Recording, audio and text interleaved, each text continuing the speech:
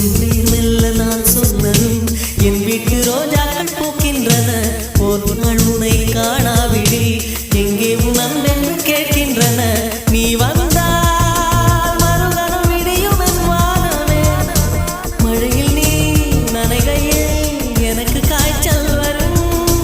வெயிலில் நீ நடக்கையில் எனக்கு வேலை வரும். உடல்கள் தான் ரெண்டு, உணர்வுகள் ஒன்று. ரோஜா ரோஜா ரோஜா ரோஜா